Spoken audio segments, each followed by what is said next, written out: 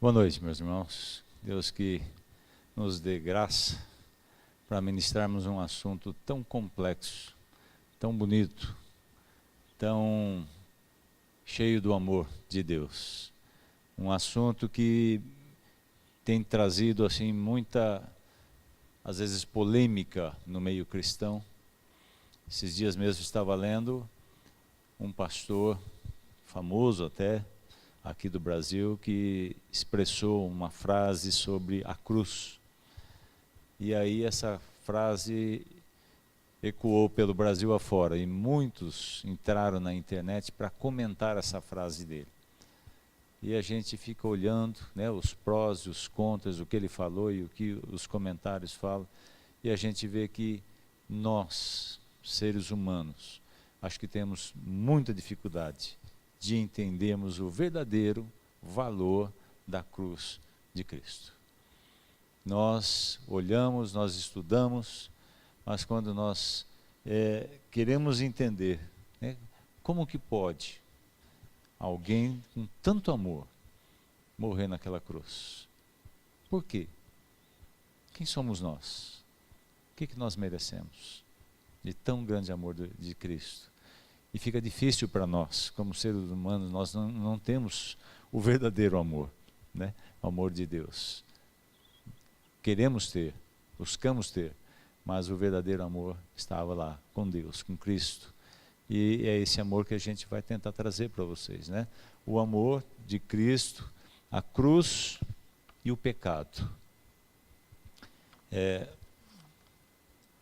Então, o pastor Paulo sempre fala para nós, né, quando nós vamos pregar, pregação que não passa pela cruz não está falando do Evangelho de Cristo.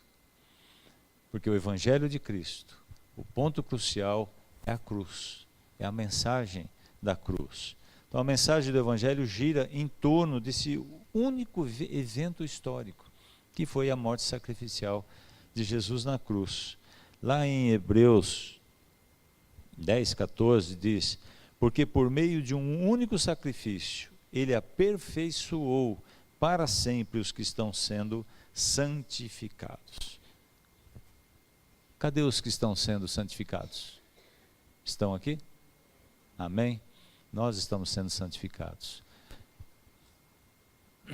E a nossa santificação nada mais é pela morte de Jesus na cruz. Se não fosse por isso, nós não estaríamos sendo santificados, porque santificados nós somos somente pelo sangue. É a única forma de nós termos essa santificação. Outro detalhe da cruz: para receber a solução de Deus para os nossos pecados, todos precisamos percorrer o mesmo caminho em direção ao mesmo lugar, que é a cruz de Deus. Esse é o nosso caminho. O pastor Paulo pregou, né, já duas semanas que ele tem pregado, para nós não perdermos esta visão. É o caminho da cruz, é o caminho da cruz de Cristo, é para lá que nós temos que ir. Tudo que foge disso sai do evangelho puro, do evangelho fiel a Deus.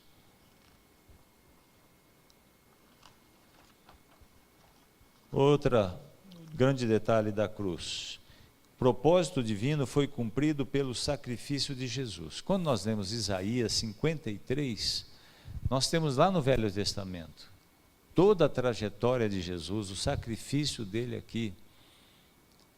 Para nós é tão simples, né? Assim, cremos na palavra de Isaías. E nós vemos que tem religiões que se debatem, porque não creem que Isaías estava falando do Cristo. Eles enrolam, falam que é outro, e para nós é uma coisa tão, parece que direta, né? Quem você lê de Apocalipse, de Gênesis até Apocalipse, a gente entende Jesus lá, ali e lá, no fim. É Jesus de ponta a ponta. E Isaías 53 já dá todo esse prelúdio desse sofrimento de Jesus lá na cruz. E aí, quando nós falamos em cruz, nós temos que entender que ali no Calvário houve uma troca. Quem gosta de trocar? Você gosta de trocar seu carro, João? Você gostaria de trocar por quê? um mais novo. Não é assim? Todos nós gostaríamos de. Você quer trocar uma roupa, você quer comprar uma roupa nova. E o que Jesus fez conosco? Foi uma troca ali na cruz do Calvário. O que nós tínhamos para trocar? Pecado, a morte, as doenças, a desobediência, natureza adâmica. É isso que nós tínhamos. E aí Jesus vem com todo o amor dele e fala: agora vocês, ao invés de morte, vão ter vida. Ao invés de doença, vocês terão cura. Ao invés da rebelião, vocês agora serão obedientes a Deus. Vocês terão vida eterna. E assim por diante. Olha a troca que ele fez conosco, né? Nós não tínhamos nada de bom, aliás, só tudo de ruim, e ele só tinha coisas boas. E ele falou: não, eu quero trocar. Isso é difícil, né? Para se entender do ponto de vista humano. Nós que já estamos dentro do Evangelho, que já recebemos o amor de Cristo, nós entendemos. Mas por isso que esses bancos, né, estão assim. Será que a humanidade consegue entender esse tamanho amor? Será que eles podem crer tamanho amor de Jesus? Não querem. Eles acham que é só para uma igreja, é só para ganhar dinheiro. Eles falam isso que é para ganhar dinheiro, né? E então nós precisamos entender, e na Bíblia que nós vamos encontrar as respostas. Então, nessa troca do Calvário, primeiro, Jesus foi punido para que sejamos perdoados. E ele foi ferido para que sejamos sarados. Vamos ler lá em Isaías 53, 4 e 5.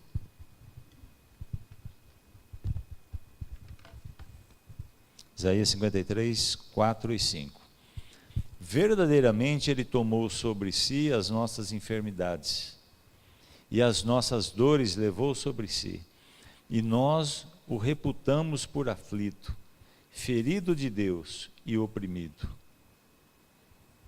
Mas ele foi ferido pelas nossas transgressões, ele foi moído pelas nossas iniquidades. O castigo que nos traz a paz estava sobre ele. O castigo que traz paz para nós estava sobre Jesus. E nós temos a paz. E ele foi castigado. E pelas suas pisaduras nós fomos sarados. Está aqui o papel da cruz em cima do pecado, que era tudo nosso. Segundo, Jesus foi feito pecado para que nos tornemos justos. Segundo Coríntios 5, 21. Vamos ver lá, segundo Coríntios.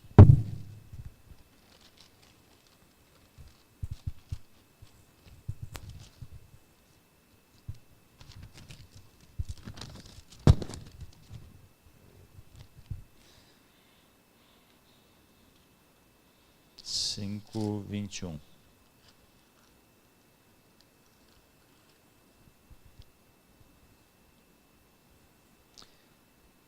Aquele que não conheceu pecado, o fez pecado por nós,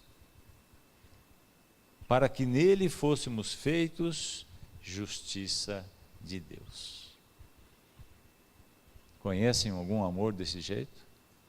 Alguém que não tenha pecado, não conheceu o pecado, mas ele se fez pecado por nós, por amor que ele tem por nós. Essa é a cruz, é o que ele faz por nós. Terceiro, Jesus morreu a nossa morte para que vivamos a sua vida. Ezequiel 18:14, Tiago 1:5, Hebreus 2:9. Vamos ler Hebreus 2:9.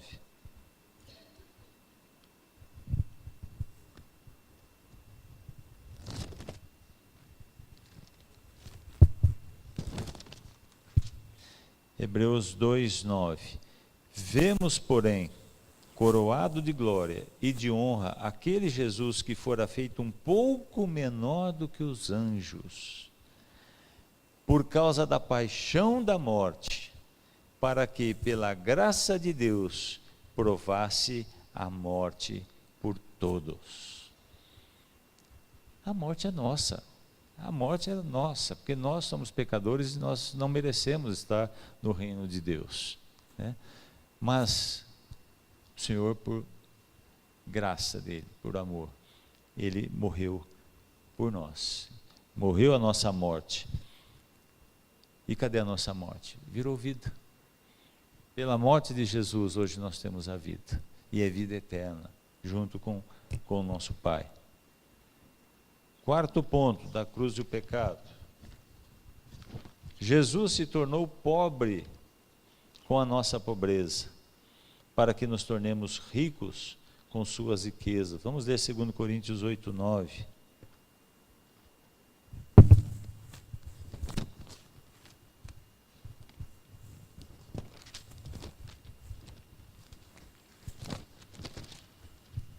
Segundo Coríntios 8, 9. Porque já sabeis a graça de nosso Senhor Jesus Cristo, que, sendo rico, por amor de nós, por amor de vós, se fez pobre, para que pela sua pobreza enriquecesseis. Deus é o dono do ouro, é dono da prata, é dono desse universo, é dono de tudo. E nós o que somos? Nós somos pobres pecadores.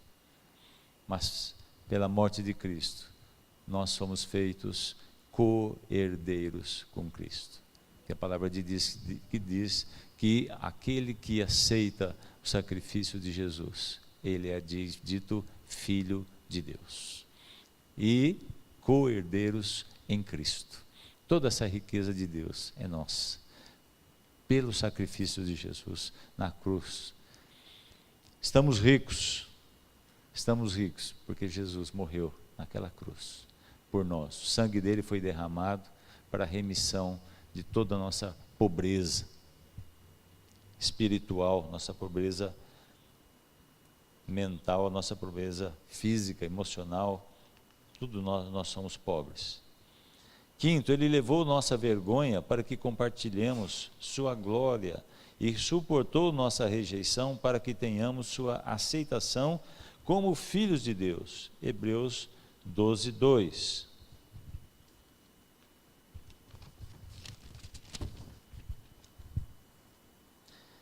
Hebreus 12, 2 diz: olhando para Jesus, autor e consumidor da fé, o qual pelo gozo que lhe estava proposto, suportou a cruz, desprezando a afronta, e assentou-se à destra do trono de Deus. Essa é a nossa glória, né? Vamos viver com o Pai lá nos céus. Sexto, Jesus se tornou maldição para que recebamos a bênção. Está lá em Gálatas 3, 13 e 14.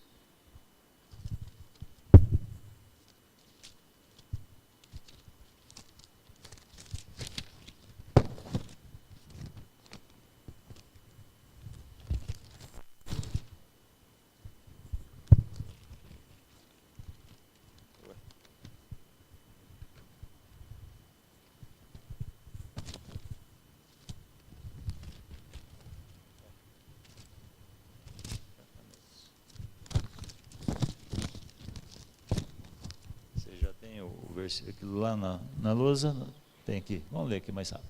Cristo nos resgatou da maldição da lei, fazendo-se maldição por nós. Alguém quer ser maldito? Alguém aceitaria ser maldito pelo outro? Porque está escrito: maldito todo aquele que for pendurado no madeiro. Eu estive, né, em Roma e fui lá visitar aquele famoso Coliseu. E lá até hoje, onde era a arena, ainda existe uma ruína da arena que era, existe lá uma cruz. Eles conseguiram, né, e mantém aquela cruz de madeira lá no meio da arena, bem no canto, mas no centro da arena. Porque todo aquele que ia para a cruz era o maldito, era a morte mais esperada, eram os piores bandidos que eram crucificados. E nela, muitos cristãos foram crucificados também. porque era a morte mais cruenta, é a morte para aquele que era realmente o maldito. E era a morte mais esperada pelo povo de Roma, por incrível que pareça. Era o dia que mais enchia aquele coliseu. Era para ver a morte de cruz. Era no final da festa que eles tinham, né, dessa sequência de dias que eles ficavam ali, promovendo lutas entre guerreiros, entre animais e homens, entre animais com animais também. E o último dia é onde eles levavam aqueles que eles queriam crucificar. Era o maldito que ia para a cruz. E ele se fez maldito por nós. Sendo que nós que temos, né, a maldição em nós pelo pecado.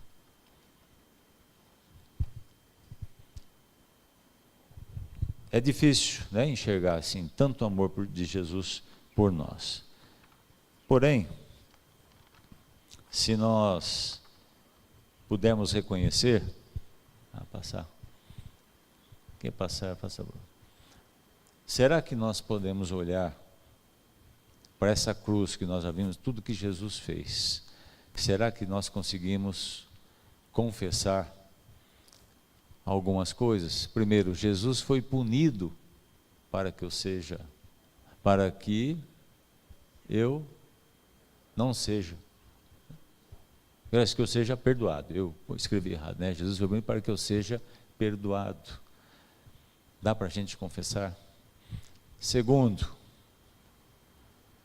Mônica, por favor. Jesus foi ferido para que eu seja sarado. Terceiro, Jesus foi feito pecado com a minha pecaminosidade, para que eu me torne justo com a sua justiça. Hoje em dia, é a palavra talvez que a gente mais ouve, né, quando pessoas estão discutindo, porque eu não acho justo. Gente, o que é justiça? O que é a justiça dos homens, se não um trapo de imundícia?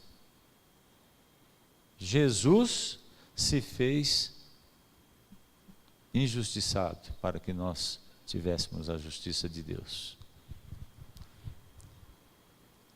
Jesus morreu a minha morte para que eu viva a sua vida.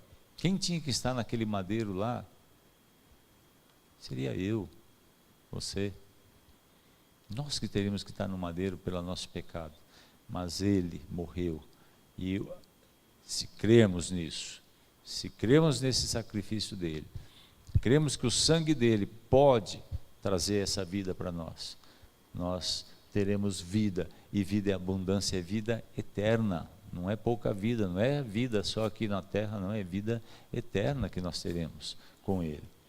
Quinta, Jesus se tornou pobre com a minha pobreza, porque ele pegou aquilo que eu tinha de pior, e ele ficou pobre,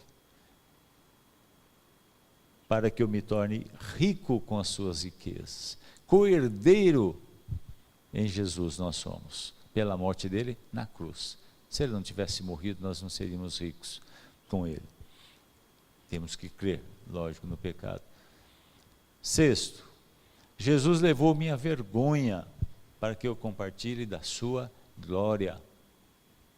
O que eu tenho? Não tenho nada. Eu sou uma vergonha. Pastor Paulo, né, tá duas pregações seguidas batendo nessa tecla. Nós precisamos levar Jesus a sério. Fé é levar Jesus a sério. Não foi o que falou o discipulador, professor do Senhor? Fé é levar Jesus a sério. É isso que nós temos que levar Jesus a sério, senão nós não estamos sendo fiéis também. Sétimo, Jesus suportou minha rejeição para que eu tenha a sua aceitação como filho de Deus. A todos quantos creem no seu nome de Jesus, foram feitos filhos de Deus. Hoje a gente ouve muito, né? Eu também sou filho de Deus. segundo a palavra, filhos de Deus, são aqueles que creem em Jesus, aqueles que creem que o pecado, que a morte dele, o sangue dele, perdoa os seus pecados, desde que você confesse, desde que você se arrependa daquilo que você está fazendo e peça perdão a Deus. O único que pode perdoar é o sangue de Jesus. Mais um, acabou. Jesus se tornou maldição para que eu receba a bênção plena. Paulo diz, né? Maldito homem que sou. É um reconhecimento.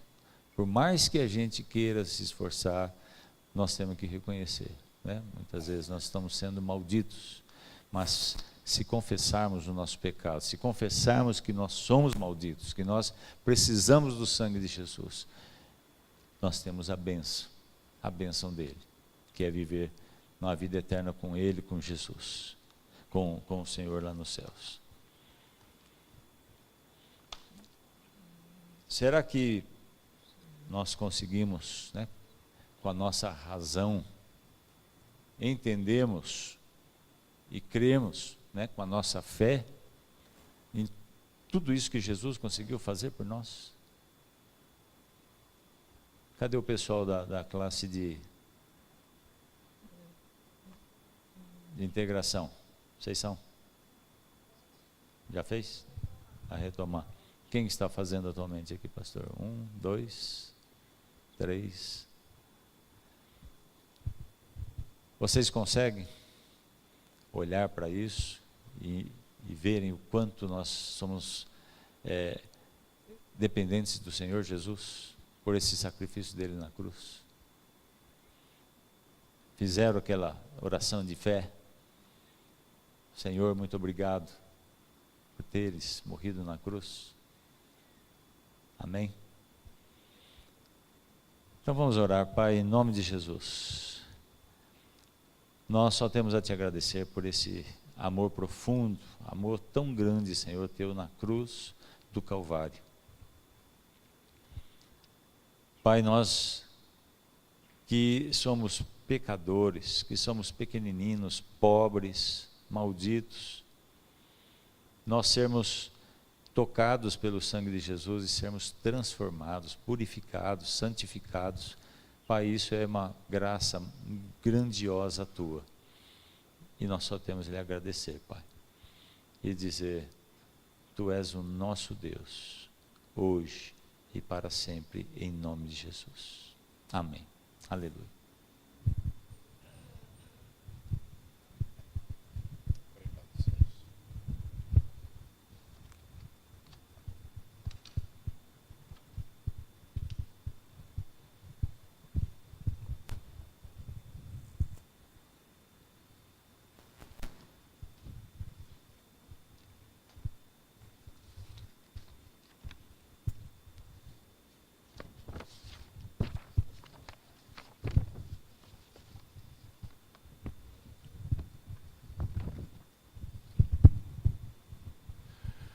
O segundo tópico que nós vamos tratar, não menos importante, é sobre o batismo nas águas, tá? Enquanto o Celso estava falando aqui, eu estava pensando que isso tudo que nós estamos ouvindo aqui, que são doutrinas, que a gente chama aqui de doutrinas básicas, né? Que é a formação do alicerce da doutrina cristã, tudo isso aqui, na verdade, é o Evangelho, não é? Uma conclusão que temos chegado é que os crentes precisam se reconverter, tá? Para que haja uma reconversão, a igreja precisa ser novamente evangelizada. Então a igreja precisa ser re-evangelizada. E isso tudo são esses assuntos fundamentais do Evangelho que às vezes não são adequadamente tratados, né, na igreja. Então, agora nós queremos falar um pouquinho sobre o batismo nas águas.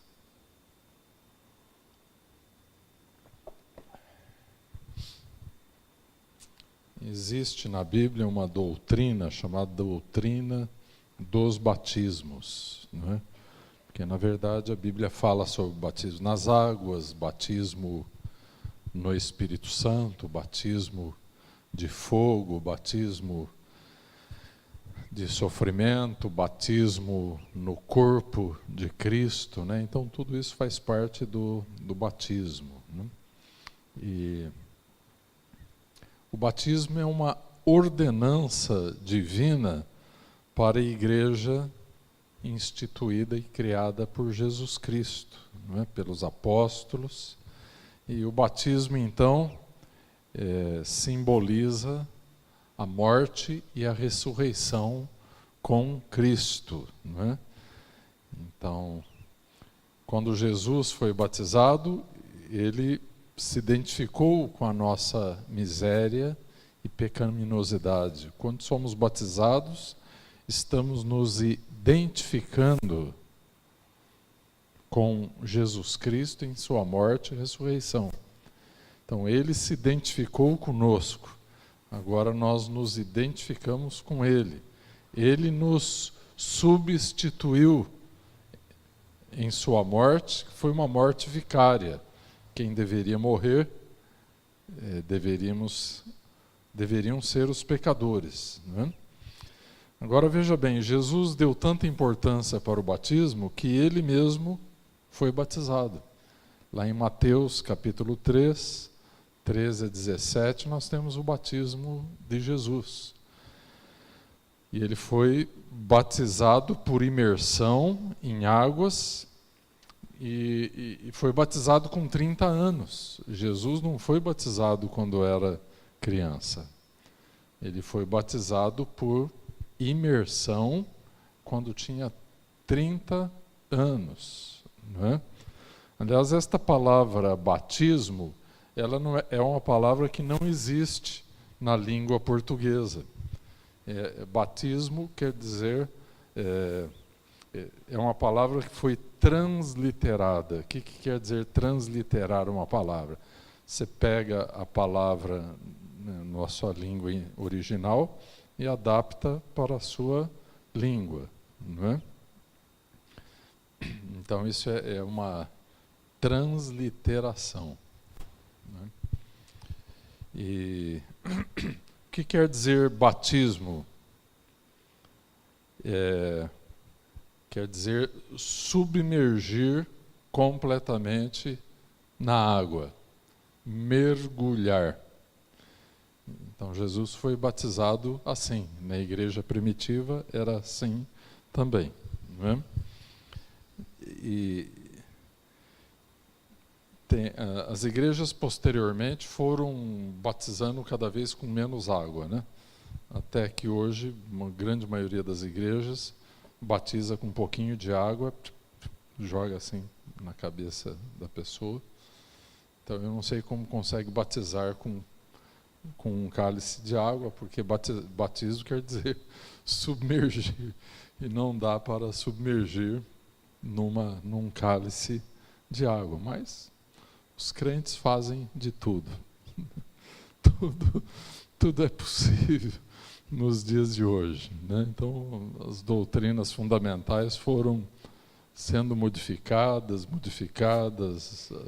adulteradas, não é? Outra coisa foi o batismo infantil.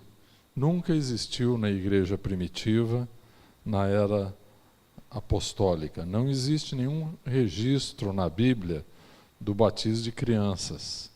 Somente de pessoas convertidas, pessoas que creram no Evangelho, se arrependeram, creram em Jesus Cristo, foram integradas à vida no corpo e aí então foram batizadas, tá?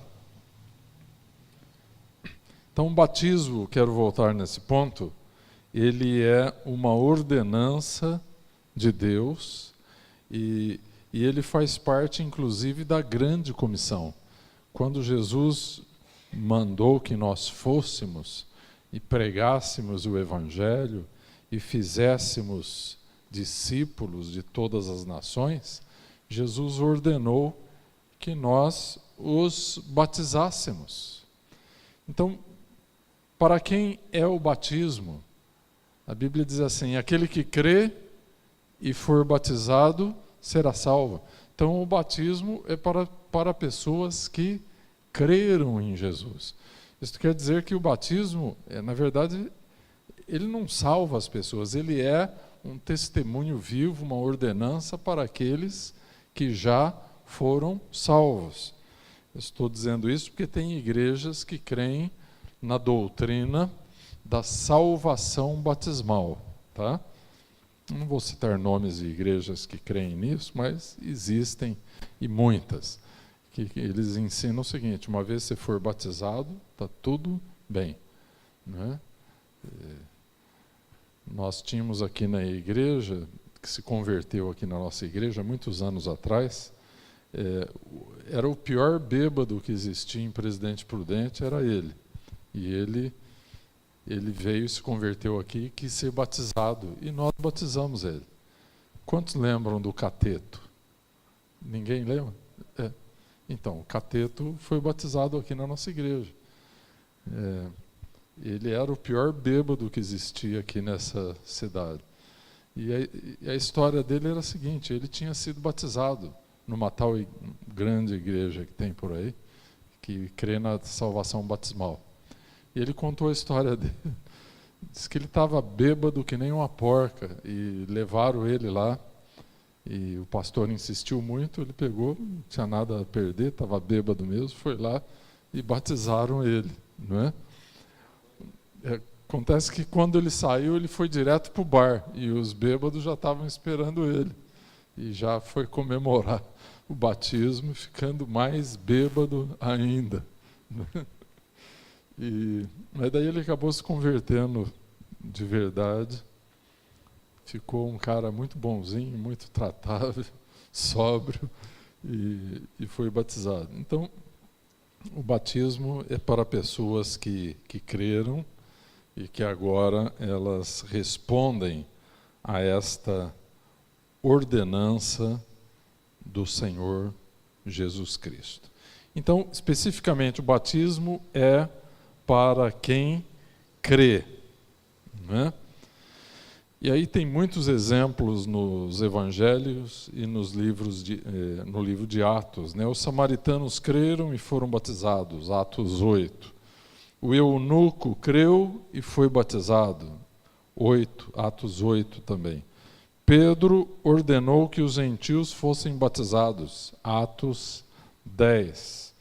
Os discípulos de Éfeso creram e foram batizados, capítulo 19 de Atos. E tem muitos outros textos, né?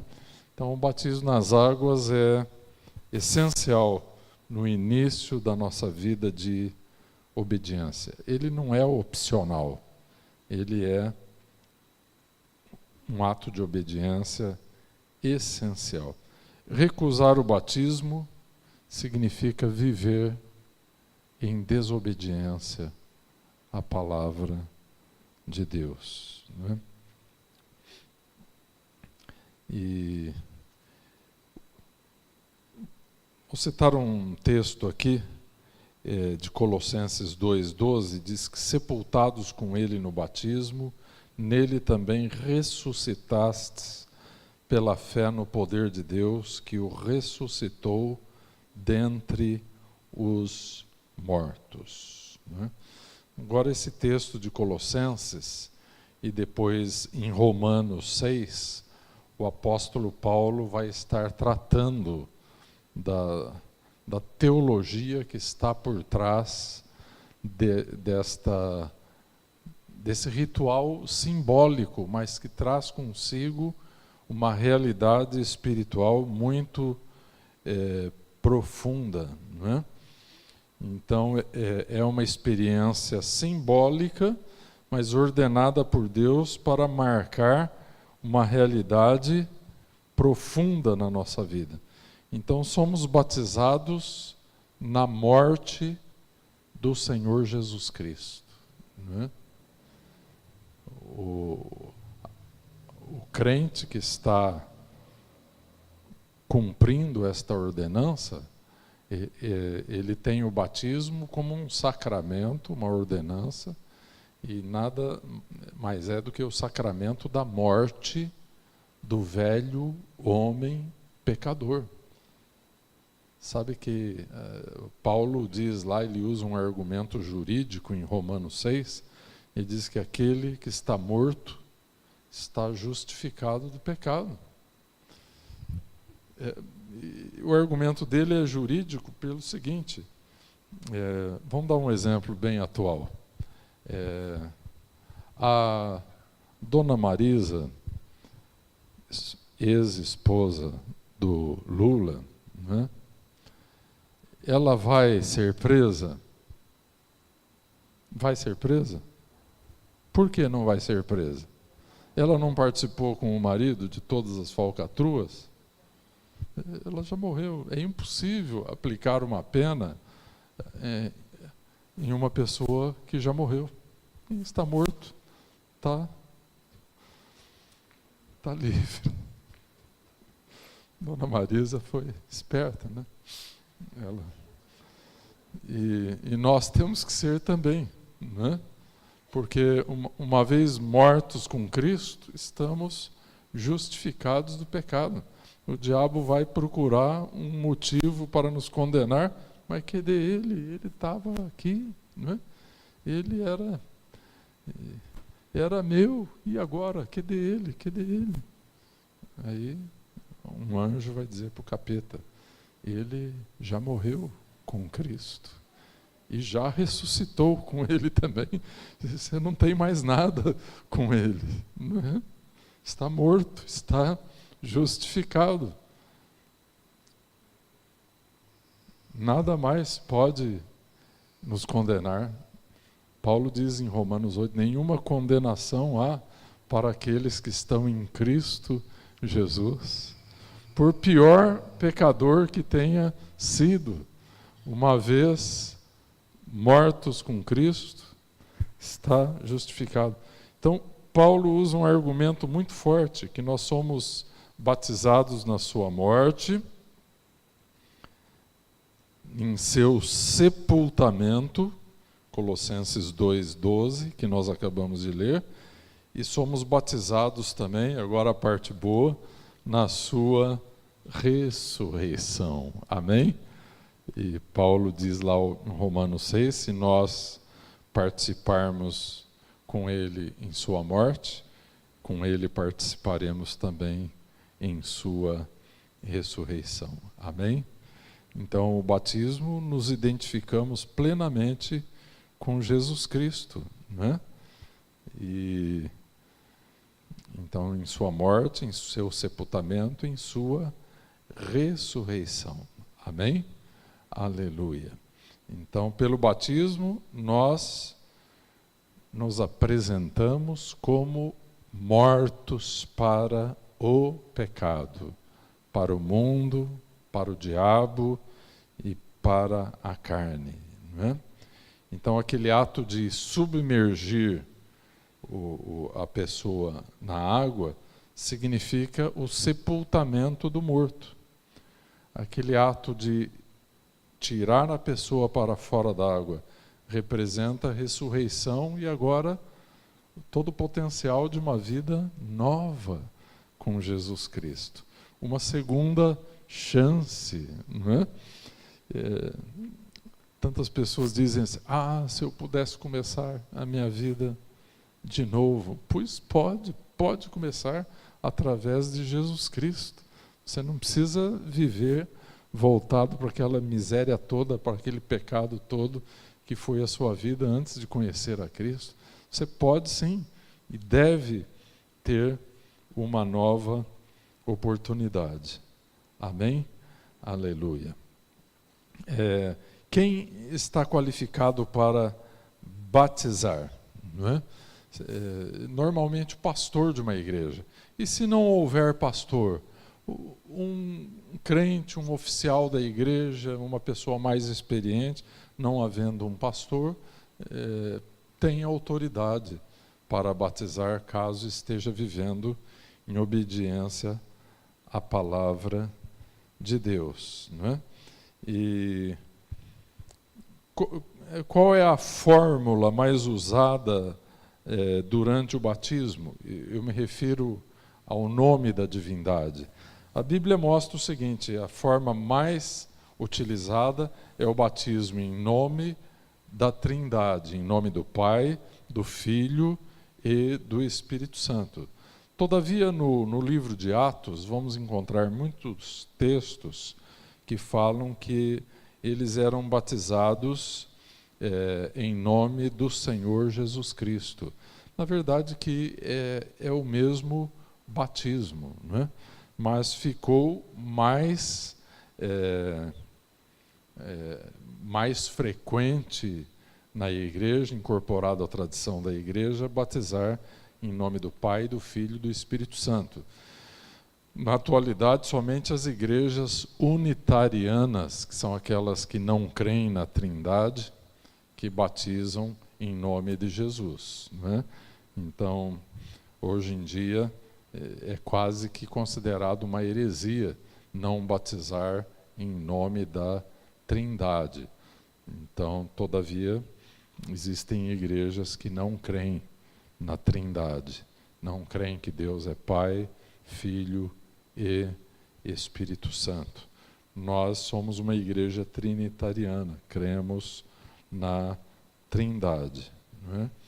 Então, aqui estou fazendo uma explicação rápida a respeito da forma de batizar, não é? E o método aceitável de batizar, qual é? É tal como a palavra significa, não é? Mergulhando o corpo da pessoa na água, tá? E normalmente o pastor, a pessoa que batiza, desce na água junto com a pessoa que vai ser batizada. No nosso caso da igreja, aqui na igreja, sempre batizamos nos molhando, descendo juntos na água, que é uma forma de testificarmos que nós vivemos aquela experiência do batismo e da identificação com Cristo, tá? Tem muitas igrejas que o pastor não entra na água, né? Ele fica para fora do batistério e batiza a pessoa sem se molhar. Tem outras igrejas que o pastor usa um macacão impermeável enorme, não é? E ele entra dentro do batistério com aquele macacão e não se molha também, né? E eu costumo pensar que quanto mais invencionices nós tivermos, pior fica. É melhor fazer do jeito que Deus mandou, que está na Bíblia. Eu não posso conceber João Batista com um macacão lá no Rio Jordão para não se molhar. Não consigo pensar nessa possibilidade. Então, é melhor a gente simplificar as coisas. Então, normalmente, no momento do batismo, se faz uma oração. Às vezes, o pastor requer uma palavra de testemunho público do candidato, da pessoa que está sendo batizada, e normalmente se faz uma oração no momento do batismo, que é mais ou menos assim. A pessoa que está batizando diz, fulano de tal, baseado em sua confissão de fé no Senhor Jesus Cristo, eu te batizo em nome do Pai, do Filho e do Espírito Santo, para que tenhas uma nova vida ressurreta, ou para que você viva em novidade de vida, uma vida nova, né? Então é isso. Talvez um dos textos doutrinariamente mais fortes sobre o batismo seja Romanos 6, até o versículo 9. Né?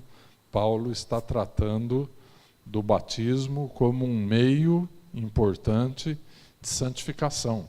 Santificação é separação. Então, o batismo nos separa do pecado, do mundo, da carne, do diabo. Né? Você já pensou que a morte é separação? E que não tem nada melhor do que a morte para separar uma pessoa do pecado? Tanto os crentes como os não crentes, depois que morrem, não pecam mais. Não é verdade? Porque a pessoa peca enquanto está dentro desse corpo, não é? E que é instigada pela carne, pelo mundo ou pelo diabo para pecar. Mas o batismo, então, em que nos identificamos com a morte, sepultamento e ressurreição de Cristo, pela fé, ele nos separa do pecado. Não é? Então, um fato curioso, nós nos tornamos pecadores não é porque fizemos pecados, nós nos tornamos pecadores porque nascemos. O que foi que Davi falou? Em pecado me concebeu minha mãe. Então isso aí já vem, o pecado já vem. Quando nascemos, somos um bebezinho, um pecadorzinho, né? Primeira oportunidade, nós vamos pecar. É a mesma coisa que você planta lá na sua casa um pé de laranja e vai passando o tempo, 1 ano, 2 anos, de repente produz uma frutinha de laranja, não é? O pecador é assim, ele vai passando 1 ano, 2 anos, 3 anos, de repente começam a aparecer os primeiros frutinhos de pecado, não é? Então, nós entramos nesse negócio nascendo. E a Bíblia nos mostra claramente o caminho da saída.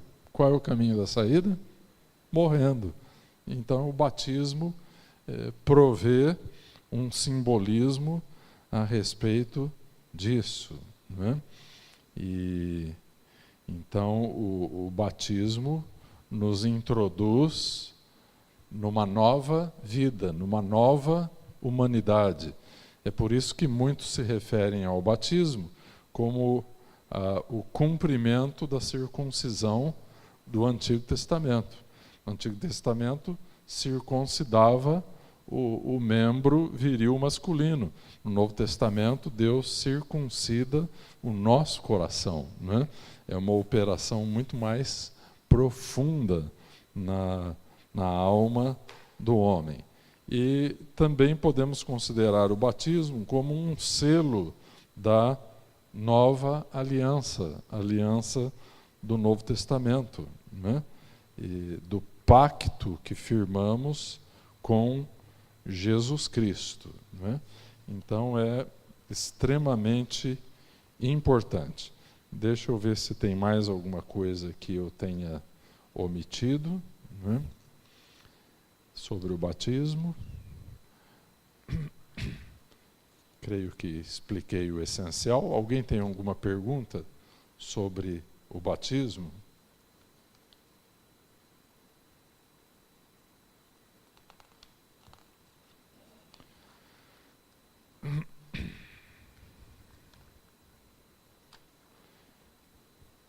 Nenhuma pergunta? Tá.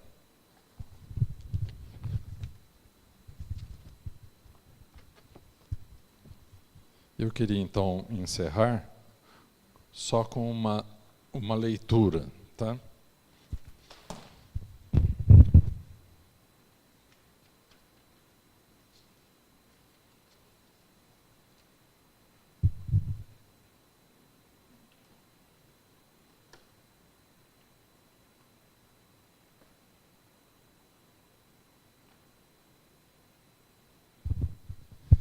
Se você estiver com sua Bíblia, abra em Romanos, capítulo 6.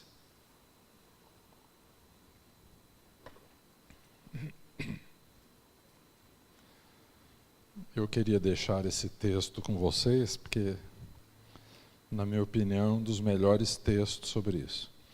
Paulo então está dizendo assim: que diremos, pois, permaneceremos no pecado para que a graça seja mais abundante? De modo nenhum. Nós que estamos mortos para o pecado, como viveremos ainda nele? Então, aqui é o versículo 2, a partir do versículo 3, Paulo então vai mostrar, afinal, de que maneira nós estamos mortos para o pecado. Aí que ele introduz a doutrina do batismo, que é um dos fundamentos da fé cristã. Ou não sabeis que todos quantos fomos batizados em Jesus Cristo, fomos batizados na sua morte? De sorte que fomos sepultados com ele pelo batismo na morte, para que, como Cristo ressuscitou dos mortos pela glória do Pai, assim andemos nós também em novidade de vida. Amém? Vocês viram aqui a doutrina que ensinamos vocês, os dois aspectos, né? Morte e ressurreição, tá?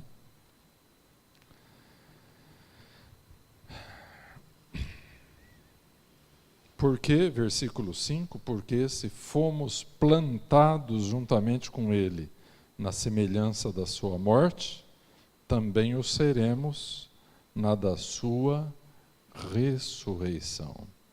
Sabendo isso, que o nosso velho homem foi com ele crucificado, para que o corpo do pecado seja desfeito, a fim de que não sirvamos mais ao pecado. Vocês estão vendo aqui nesse contexto aqui do versículo 6, que na verdade o batismo nas águas é o rito da morte do velho homem, né? Este velho homem terrível, sempre propenso ao pecado, né? Agora eu queria fazer um parênteses aqui muito prático, né? Paulo, em outro texto, ele diz: eu já estou crucificado com Cristo, não é? E então é o seguinte, irmãos, o batismo não faz uma mágica na nossa vida. Nós temos que viver crucificados todos os dias da nossa vida. Porque se o velho homem tiver uma liberdadezinha de escapar da cruz e do espírito de estarmos identificados com Cristo, ele vai sair da cruz para fazer o quê? Para pecar, né?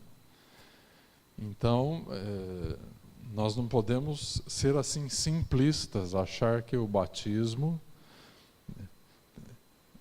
tem uma doutrina que tem sido pregada em alguns lugares no Brasil, que diz o seguinte: uma vez salvo, não peca mais. Seria maravilhoso que fosse assim, mas não é, não é? E então, o que a Bíblia nos mostra é que nós temos que viver identificados com Jesus Cristo. Porque aquele que está morto, daí no versículo 7, Paulo falou isso e é importante. Porque aquele que está morto está justificado do pecado. Ora, se já morremos com Cristo, cremos que também com Ele viveremos, sabendo que, havendo Cristo ressuscitado dos mortos, já não morre, a morte não mais terá domínio sobre ele. Amém? Glória a Deus. Então, está aí um texto muito forte, e o argumento principal do texto é o batismo nas águas. Amém? Depois, mais para frente, nós vamos falar sobre o batismo no Espírito Santo, o batismo no corpo de Cristo, né? E daí vamos detalhar esses outros aspectos do batismo cristão, tá? Alguma dúvida que tenha ficado? Alguma pergunta que queiram fazer? Tudo bem? Tá. Então, o propósito dessas quintas-feiras é pegarmos assim temas essenciais da fé cristã e estarmos explicando, não somente para os novos, mas nós estamos orando para que os membros da igreja participem do ensino bíblico também, né? Nós não podemos esquecer as verdades da palavra de Deus. Amém? Vamos ficar de pé?